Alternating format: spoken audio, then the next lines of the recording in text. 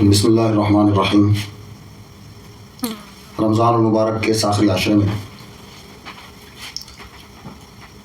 جو کہ جہنم سے نجات دلانے والا عشرہ رمضان ہے، اس میں چند ان باتوں کا ذکر کرتے ہیں جو اللہ تعالیٰ جل شانہ نے منع فرمائی ہیں اور ان کے بدلے میں جہنم کو لازم قرار دیا ہے، اور اپنے پاک کلام قرآن مجید فرقان حمید میں ہمارے لیے ان باتوں کا بیان فرمایا، کیونکہ اللہ تعالیٰ تو صرف بھلائی کا ارادہ رکھتا ہے انسان کے ساتھ۔ یہ انسان ہی ہے جو اپنی جان پر ظلم کرتا ہے، تو وہ چند باتیں اللہ تعالیٰ جل شانہ کے کلام مجید فرقان حمید سے گوشے گزار کرتا ہوں، تاکہ اللہ تبارک و تعالیٰ جل شانہ ہمارے لیے ہدایت، رحمت اور مغفرت کا سامان بنائے، اور ہمارے لیے ان باتوں سے پرہیز کرنے کی ہمیں توفیق عطا فرمائے۔ ان میں سے پہلی بات یہ ہے کہ کفر پر مرنا۔ اللہ تعالیٰ جل شانہ نے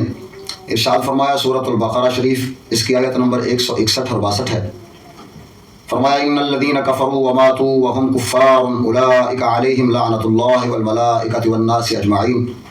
خالدین فیہا لا یخفف عنہم ولا هم ینظرون۔ اس آیت مبارکہ میں اللہ تعالیٰ جل شانہ نے فرمایا کہ بے شک وہ لوگ جنہوں نے کفر کیا اور وہ مر گئے اسی کفر پر، وہی لوگ ہیں جن پر اللہ تبارک و تعالیٰ جل شانہ اور اس کے فرشتے اور سارے انسان لعنت کرتے ہیں۔ ہمیشہ کے لیے ان کا ٹھکانہ وہ انتہائی برا ہے۔ یہ کفر پر مرنا ایک ایسا عمل ہے جس کے بعد کوئی نجات کا راستہ نہیں ہے۔ آج کل مرتدین اور ملحدین کا دور دورہ ہے، اور وہ لوگوں کو اس کفر کی طرف بلاتے ہیں اور لوگوں کو اس کفر پر لگاتے ہیں ذہن سازی کے ذریعے، اپنی ان شیطانی باتوں کے ذریعے۔ لہذا اس سے بچنے کا طریقہ کیا ہے؟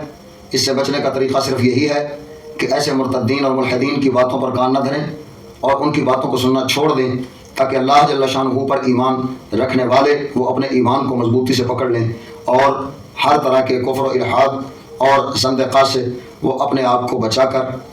اپنے رب جل شانہ کی بارگاہ میں کامیابی کے ساتھ پیش ہوں۔ دوسرا عمل یا عقیدہ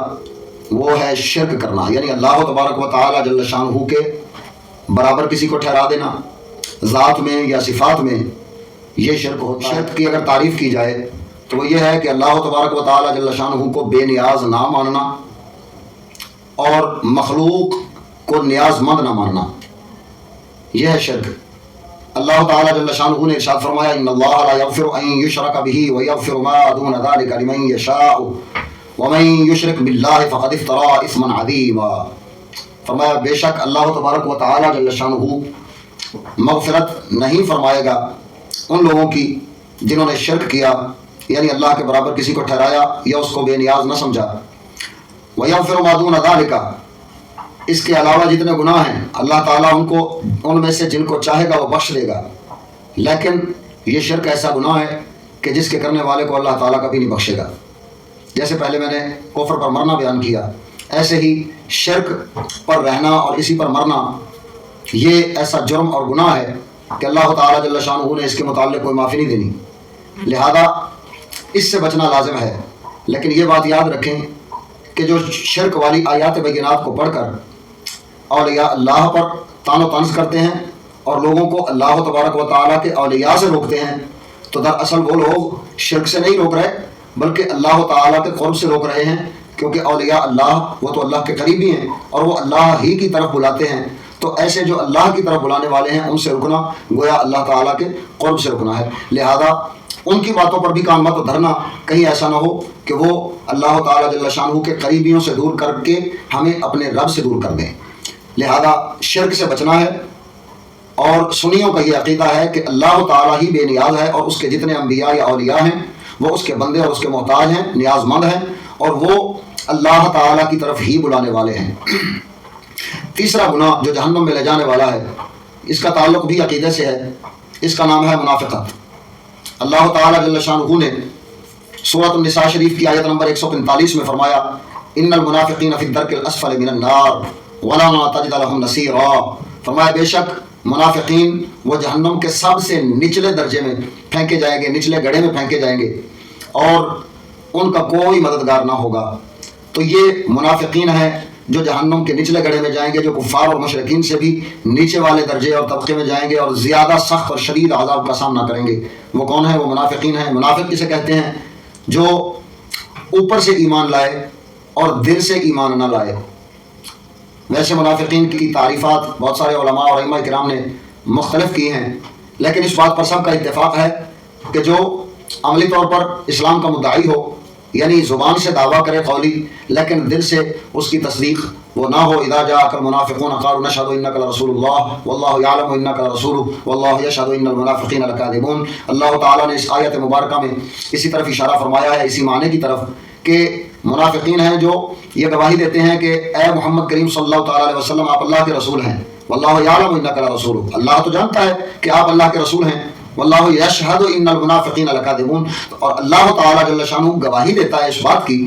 کہ منافق جھوٹے ہیں۔ کیا مطلب ہے؟ کہ دل سے آپ کو یہ رسول نہیں مانتے، ہاں زبان سے یہ مان لیتے ہیں۔ وہ جیسے پیر باہو سلطان نے فرمایا کہ یہ زبانی کلمہ ہر کوئی پڑھدا پر دل دا پڑھدا کوئی، لہذا منافقت کیا ہے؟ وہ یہی بات ہے کہ دل سے اس طرح اللہ اور اس کے رسول کو، اس کی ذات اور صفات کو نہ ماننا، بس اوپر اوپر سے مان لینا، یہ ہے منافقت۔ یہ بھی جہنم میں لے جانے والی ہے، اور منافقین کی نشانیوں میں سے بہت ساری نشانیاں وہ احادیث طیبات میں ملتی ہیں اور ائمہ کرام کے جو اخذ کردہ نتائج ہیں ان میں ملتی ہیں۔ ان میں سے یہ نشانی بھی ہے کہ نماز نہ پڑھنا، اور یہ نشانی بھی ہے کہ زیادہ گالیاں دینا، بک بک کرنا، فضول گوئی کرنا، اس طرح کی باتیں بھی منافقین کی نشانیوں میں سے ہیں۔ لیکن بنیادی بات وہ ایمان ہے، اور ایمان ہی ایسی شے ہے کہ جس کے علاوہ اللہ تعالیٰ جل شانہ نے مغفرت نہیں فرمانی، لہذا ایمان کے ساتھ ہی مغفرت کو لازم قرار دیا ہے، یعنی بخشا اس وقت ہی جا سکتا ہے بندہ جب ایمان پر رہے اور ایمان پر مر جائے۔ چوتھی بات ہے جہنم میں لے جانے والی، وہ کیا ہے؟ اللہ تعالیٰ نے جل شانہ نے سورۃ المدثر میں آیت نمبر 42 میں فرمایا ما سلککم فی سقر قالوا لم نکن من المصلین ولم نکن نطعم المسکین وکنا نخوض مع الخائضین وکنا نکذب بیوم الدین حتی اتانا الیقین۔ فرمایا جب لوگوں سے پوچھا جائے گا کہ تمہیں جہنم میں کیوں ڈالا گیا ہے، جہنمی آپس میں جب باتیں کریں گے تو وہ ایک دوسرے سے پوچھیں گے کہ جہنم میں کیوں ڈالے گئے ہو، تو وہ جواب دیں گے لم نکن من المصلین، ہم نماز نہیں پڑھتے تھے۔ نماز پڑھنا کتنا اہم اور ضروری ہے۔ اللہ تعالیٰ جل شانہ کے وہ فرائض جو نصوص قطعیہ سے ثابت ہیں، ان میں سے ایسا فرض ہے کہ جس کے متعلق سب سے زیادہ تلقین اور سب سے زیادہ تاکید اللہ تعالیٰ جل شانہ نے فرمائی ہے، نماز نہ پڑھنا یہ جہنم میں لے جانے والا ہے۔ وَلَمْ نَكُن نُطْعِمُ الْمِسْكِينَ، اور کہیں گے کہ ہم مسکینوں کو کھانا نہیں کھلاتے تھے۔ تو اللہ تعالیٰ جل شانہ کو کتنا اپنے مسکین بندوں سے پیار ہے کہ ان کے لیے مالک تعالیٰ جل شانہ نے یہ حکم نماز کے ساتھ رکھ دیا کہ جتنا مالک تعالیٰ کو اپنی عبادت کیا جانا پسند ہے، اتنا ہی اس کے مسکین بندوں کو کھانا کھلانا اور ان کی ضرورتوں کو پورا کرنا بھی اتنا ہی پسند ہے۔ وَكُنَّا نَخُوضُ مَعَ الْخَائِضِينَ، اور وہ کہیں گے کہ جھوٹی اور باطل باتوں کے پیچھے لگنے والوں کے ساتھ ہم بھی ان باتوں کے پیچھے پڑ گئے تھے جس وجہ سے ہمیں جہنم میں ڈالا گیا، تو ان باتوں کی وجہ سے۔ اور کہیں گے وَكُنَّا نُكَذِّبُ بِيَوْمِ الدِّينِ، ہم قیامت کے دن کو جھٹلاتے تھے۔ حتیٰ اتانا الیقین، لیکن حتیٰ کہ اب ہمیں یقین آ گیا ہے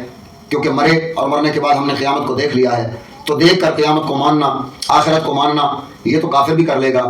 اصل تو ایمان بالغیب ہے جو اللہ تعالیٰ جل شانہ نے ہم سے مطالبہ فرمایا ہے کہ ہم قیامت کو مانیں، اور قیامت کو نہ صرف مانیں بلکہ اس کے عذابات سے اور ان فیصلوں سے اللہ تعالیٰ کی بارگاہ میں ڈرتے رہیں کہ کہیں ہمارا حشر، ہمارا وہ آخرت والا ٹھکانہ جہنم والا نہ بن جائے۔ تو اللہ تعالیٰ جل شانہ سے اسی وجہ سے دعائیں کی جاتی ہیں، دعا کی جاتی ہے اللہم اجرنا من النار، اے اللہ ہمیں آگ سے بچا لے، ہمیں آخرت کے عذاب سے بچا لے۔ پانچویں بات، ناحق کسی کو قتل کرنا۔ اللہ تعالیٰ نے فرمایا سورہ نساء شریف کی آیت نمبر 93 میں فرمایا وَمَن يَقْتُلْ مُؤْمِنًا مُتَعَمِّدًا فَجَزَاؤُهُ جَهَنَّمُ خَالِدِينَ فِيهَا، فرمایا جس نے جان بوجھ کر قتل کیا مومن شخص کو، مومن کی جان کو جس نے جان بوجھ کر قتل کیا، اور وہ بھی بے جرم و خطا مومن کو، تو ایسے شخص کے لیے ٹھکانہ جہنم ہے اور وہ ہمیشہ اس میں رہے گا۔ اللہ کی بارگاہ میں مومن کی جان کتنی زیادہ قیمتی ہے کہ اگر ایک بھی جان کو اس نے نقصان پہنچایا تو بدلے میں اللہ تعالیٰ جل شانہ نے جہنم میں پھینک دینا ہے، اور فرمایا خالدین فیہا، پھر ہمیشہ اس میں رہنا ہے۔ لہذا اتنی قیمتی جان ہے جس کو جان بوجھ کر بے جرم و خطا قتل کرنا اتنا بڑا جرم بن گیا کہ وہ جہنم میں لے جائے گا۔ لہذا یہ کم مت سمجھنا کہ ہم اپنی دو چار دنیاوی نعمتوں کے بدلے میں لوگوں کی جانوں کو ضائع کر دیں گے تو اللہ تعالیٰ اس کا حساب نہ لے گا، نہ بلکہ اس کے بدلے میں جہنم میں ڈال دے گا کہ اللہ تعالیٰ کے اس بندے مومن کی جان جو اتنی قیمتی تھی، تم نے دنیا کے 4 ٹکوں کے لیے، 4 پیسوں کے لیے، یا دنیا کی 4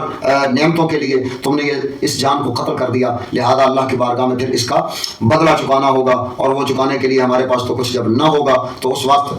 جہنم میں پھینک دیے جائیں گے۔ لہذا اللہ کی بارگاہ سے ڈرتے رہیں تاکہ جہنم سے بچ سکیں۔ 6واں عمل ہے سود کھانا۔ آج کل جو ہمارے معاشرے میں بہت زیادہ عام ہے، چھوٹی سی کوئی بھی ضرورت ہوتی ہے تو چلو سود پر پیسے لے لو، اور سامنے سے ظاہر ہے کفار کا بنایا ہوا سودی یہ نظام وہ باقاعدہ سہولت دے رہا ہوتا ہے کہ آؤ اور سود لے لو، موبائل سے لو یا بینک سے لو یا جہاں کہیں سے ملتا ہے وہ سود لے لو۔ تو یہ سود کھانا یہ جہنم میں لے جانے والا عمل ہے۔ اللہ تعالیٰ جل شانہ نے ارشاد فرمایا، یا ایھا الذین آمنوا اتقوا اللہ وذروا ما بقی من الربا ان کنتم مؤمنین، فرمایا اے ایمان والو اللہ سے ڈرو اور جو سود میں سے باقی ہے اس کو نہ کھاؤ، اس کو نہ لو، اس کو حاصل نہ کرو، ان کنتم مؤمنین، اگر تم ایمان والے ہو۔ تو ایمان بچانا جنت کے لیے ضروری، اور ایمان والا ہونے کے لیے ضروری یہ ہے کہ ہم سود سے بچیں۔ لہذا سود یہ ایسی لعنت اور نحوست ہے جو آخرت کو تباہ کرتی ہے اور اللہ تعالیٰ کو ناراض اس قدر کرتی ہے کہ اس سے جہنم واجب ہو جاتی ہے۔ 7واں عمل ہے زنا کرنا۔ اللہ تعالیٰ جل شانہ نے قرآن مجید فرقان حمید میں اس زنا کے متعلق ارشاد فرمایا، وَلَا تَقْرَبُوا الزِّنَا إِنَّهُ كَانَ فَاحِشَةً، فرمایا زنا کے قریب نہ جانا، یہ بے حیائی کا کام ہے، وَسَاءَ سَبِيلًا، اور یہ کتنا برا راستہ ہے، اس برے راستے پر نہ جانا کیونکہ یہ راستہ بھی جہنم اور اللہ تعالیٰ کے غضب کی طرف لے جانے والا ہے۔ لہذا اس راستے سے بھی بچ جانا۔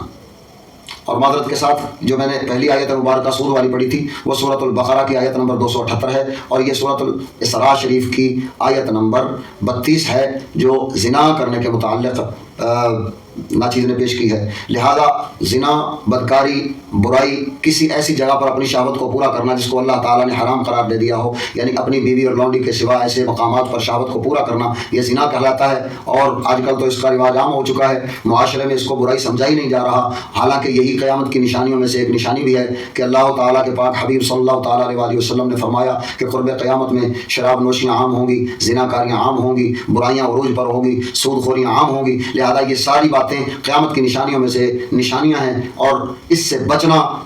اتنا ہی ضروری اور لازم ہے جتنا ہمیں جہنم سے بچنا لازم اور ضروری ہے، جتنا ہمیں اللہ تبارک و تعالیٰ جل شانہ کے ہر حکم پر عمل کرنا لازم اور ضروری ہے۔ اللہ تعالیٰ جل شانہ نے اسی لیے اس سے تاکیداً منع فرمایا، اور اس کی طرف جانے والے ہر راستے کو اللہ تعالیٰ نے حرام فرما کے منع فرما دیا۔ 8ویں نمبر پر یتیموں کا مال کھانا، اللہ اکبر و کبیرہ، یہ جہنم میں لے جانے والا عمل ہے، جہنم میں لے جائے گا۔ اللہ تعالیٰ کو اپنے وہ مسکین بندے اور وہ یتیم بچے جن کے سروں پر ان کے والد کا سایہ نہ رہا، تو ان سے اتنی محبت ہے کہ اگر اللہ تعالیٰ کے ایسے ان بندوں کے جن کی سربراہی کرنے والے سر پر نہ رہے ہیں، تو ایسے لوگوں کا دیکھا کہ اب اس کا محافظ نہیں ہے، اس کے مال کا محافظ نہیں ہے، تو چلو اس کو لوٹو، اس کو کھاؤ، تو جتنا مل جاتا ہے اس کو کھاؤ، اس طرح کی نیت رکھنا اور اس طرح کے عمل کرنا، اس کا نتیجہ وہ بھی وہی ہے۔ اللہ تعالیٰ جل شانہ نے ارشاد فرمایا، ان الذین یأکلون اموال الیتامی ظلما انما یأکلون فی بطونہم نارا، سورہ نساء شریف کی آیت نمبر 10 ہے۔ فرمایا بے شک وہ لوگ جو یتیموں کا ظلماً مال کھاتے ہیں تو وہ اپنے پیٹوں کو بھر رہے ہیں جہنم کی آگ سے۔ اللہ اکبر و کبیرہ، ماڑا سمجھ کے کسی دے گل نہ پئیے، کیونکہ تکڑی ذات اس دی بھی رکھوالی فرمان والی ذات ہے۔ وہ اللہ تعالیٰ جل شانہ وہ تو سب کا خالق ہے، سب کا مالک ہے، سارے اسی کے بندے ہیں، اسی نے ہی کسی کو طاقت دی، کسی کو کمزور بنا دیا، کسی کو مال دیا، کسی کو غریب بنا دیا۔ تو اگر اس کی دی ہوئی نعمتوں کی وجہ سے ہم نے اس کا شکر ادا کرنے کی بجائے الٹا اس کے بندوں سے چھیننے کا ارادہ کیا تو پھر وہ مالک و مولا اللہ اکبر و کبیرہ کی شان رکھنے والی ذات جسے نماز میں سبحان ربی العظیم اور سبحان ربی الاعلیٰ کی تسبیحات سے یاد کرتے ہیں، تو اس کا معنی کیا ہے؟ میرا رب وہ بڑا عظیم ہے۔ رب کہتے ہیں رزق روزی دینے والا، پالنے والا، اس ذات کو جس کو وہ رزق پہنچانا چاہتا ہے وہ پہنچاتا ہے، اس کے پاس کوئی کمی بھی نہیں ہے، اور وہ اتنا قدرت اور طاقت اور شان والی ذات ہے کہ کوئی جب اس نے پہنچانے کا ارادہ کیا تو کوئی بھی اس کے ارادے کے خلاف رزق کو راستے میں روک نہیں سکتا، کیونکہ پہنچانے والی ذات وہ اعلیٰ ذات ہے۔ لہٰذا اللہ تبارک و تعالی جل شانہ نے یہ یتیموں کے متعلق حکم فرمایا کہ اگر کوئی اس کا مال کھائے گا کسی یتیم کا تو پھر وہ اپنے پیٹ کو جہنم سے بھر رہا ہے۔ نویں بات اللہ تعالیٰ نے فرمایا جھوٹی تہمت لگانا۔ جھوٹی تہمت لگانا اس آیت مبارکہ میں صریحی طور پر جو حکم شریف آیا ہے وہ خواتین اور عورتوں کے متعلق آیا ہے۔ اللہ تعالیٰ جل شانہ کو اپنی بندیوں کی عصمت اور اپنی بندیوں کی عزت و عفت اتنی پیاری ہے کہ اللہ کریم جل شانہ ان کی عزت اچھالنے والے اور ان پر جھوٹی تہمتیں لگانے والے ان کے لیے جہنم کی وعید سنائی ہے۔ پروردگار جل شانہ نے ارشاد فرمایا ان الذين يرمون المحصنات الغافلات المؤمنات لعنوا في الدنيا والآخرة ولهم عذاب عظيم۔ فرمایا بے شک وہ لوگ جو تہمت لگاتے ہیں المحصنات الغافلات المؤمنات، مومنات بیبیاں جو غافلات ہیں اور با وقار اور پاک دامنہ ہیں، ان پر جو لوگ تہمت لگاتے ہیں تو اللہ تعالیٰ جل شانہ دنیا اور آخرت میں ان پر لعنت کرتا ہے اور ان کے لیے عذاب عظیم کا ٹھکانہ ہے۔ اللہ تعالیٰ جل شانہ نے ان کے لیے بہت زیادہ عذاب تیار کر رکھا ہے تہمتیں لگانے والوں پر۔ تو اللہ تعالیٰ جل شانہ کا وہ بڑا عذاب کیا ہے؟ وہ جہنم ہے۔ لہذا جھوٹی تہمت لگانے سے باز رہیے، کہیں ایسا نہ ہو کہ ہم پر جہنم واجب ہو جائے، کہیں ایسا نہ ہو کہ ہم اپنی آخرت کو برباد کر بیٹھیں۔ یہ تہمتیں لگانا فلاں برا ہو گیا، فلاں برا ہو گیا، فلاں نے برائی کر لی، فلاں نے برائی کر لی۔ شریعت مطہرہ نے کسی پر کوئی الزام لگانے والا اگر الزام لگائے تو اس پر 4 ایسے گواہ جو مومن ہوں، کبھی جھوٹ نہ بولتے ہوں، اور پھر وہ گواہی دیں تو ان کی گواہی بھی بالکل برابر ہو اور ایک دوسرے کی بات کے ساتھ ملتی جلتی بات ہو، اس کے خلاف بات نہ ہو، تو پھر ان 4 لوگوں کی گواہی وہ قابل قبول ہوگی، اور وہ اس حال میں چاروں گواہ گواہی دیں کہ ہم نے اس حال میں دیکھا کہ وہ واقعی کوئی برائی کر رہا یا کر رہی تھی، تب اس پر شریعت حد نافذ کرتی ہے۔ وگرنہ اللہ تعالیٰ جل شانہ کی طرف سے حکم ہے کہ اگر 4 گواہوں میں سے گواہ کم ہوئے یا ان کی گواہی آپس میں نہ ملی تو پھر ان گواہی دینے والے اور اس جو الزام لگانے والا ہے اس پر اسلام کی حد لگے گی، اسے کوڑے لگیں گے،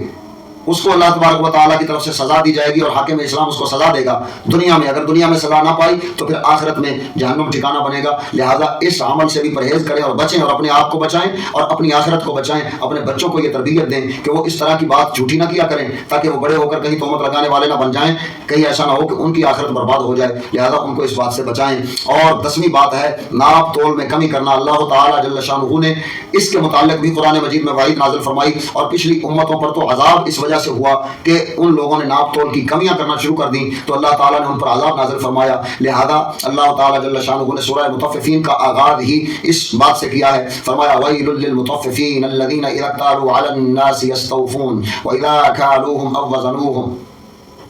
وَزَنُوهُمْ يُخْسِرُونَ۔ ارشاد فرمایا کہ ہلاکت ہے کم ناپنے اور تولنے والوں کے لیے، جو اپنے لیے جب چیز حاصل کرتے ہیں تو وہ ناپ تول پورا چاہتے ہیں، لیکن جب دیتے ہیں بیچتے ہیں کوئی چیز تو ناپ تول میں کمی کرتے ہیں، تو ان کے لیے ہلاکت اور بربادی ہے، ان کے لیے عذاب جہنم کی وعید ہے۔ لہذا ناپ تول میں کمی کرنا تو آج کوئی بڑی بات رہی نہیں، بلکہ بالکل چھوٹی سی بات بن چکی ہے۔ یعنی اگر پیمانہ ہے ناپنے والا تو وہ چھوٹا بنا رکھا ہے، اگر تولنے والی کوئی چیز ہے تو اس کو اس طرح کا خراب بنا رکھا ہے کہ اس سے کمی یا زیادتی کی جا سکے۔ لہذا ان چیزوں سے پرہیز کرنا وہ بہت ضروری ہے، ورنہ اللہ تعالیٰ جل شانہ کے عذاب میں مبتلا ہو سکتے ہیں۔ 11ویں بات ہے خیانت کرنا۔ اللہ تعالیٰ جل شانہ نے امانتوں کے متعلق بہت سخت قسم کی وعید فرمائی ہے۔ اگر کوئی امانت ادا نہیں کرتا، خیانت کرتا ہے، جیسے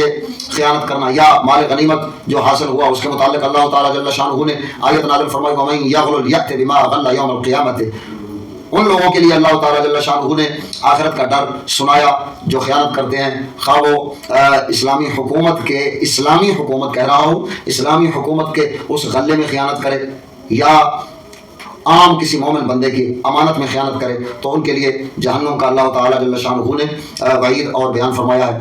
12ویں بات ہے تکبر کرنا، کیونکہ تکبر تو صرف علامت ہی اس ذات کی ہے جس کی ساری صفات ذاتی طور پر اپنی ہیں، کسی سے نہیں لیتا، وہ وحدہ لا شریک مولا، اس کی ساری صفات ذاتی ہیں، بندوں کے پاس جتنی بھی ہیں وہ عطائی ہیں، تو بندے تکبر کے مستحق نہیں ہو سکتے۔ تکبر کی مستحق ذات وہ صرف وحدہ لا شریک مولا ہے جو خود قادر مطلق ہے، جس کی اپنی طاقتیں ہیں، لہذا اسی کو یہ بات زیب دیتی ہے اور سجتی ہے، اس کے علاوہ کسی کو نہیں سجتی۔ اسی لیے تو پروردگار جل شانہ نے فرمایا ان الذین یستکبرون عن عبادتی سیدخلون جہنم داخرین۔ سورہ آل عمران شریف کی آیت نمبر 161 میں فرمایا کہ بے شک وہ لوگ جو تکبر کرتے ہیں میرے بندوں میں وہ جہنم میں ڈالے جائیں گے۔ اور 13ویں بات ہے اللہ رسول کی نافرمانی کرنا، فرمایا ومن یعص اللہ ورسولہ فإن لہ نار جہنم خالدین فیہا ابدا۔ فرمایا اللہ رسول کی نافرمانی کرنے والے وہ بھی جہنم میں جائیں گے اور ہمیشہ رہیں گے۔ اس نافرمانی سے علماء کرام اور مفسرین کرام نے جو مراد لیا ہے وہ اسلام اور کفر کا جو ایک تقابل ہے، یعنی اسلام کے مقابلے میں کفر کو اختیار کرنا اور اسلام کے مقابلے میں کفر حاصل کرنا، اس کا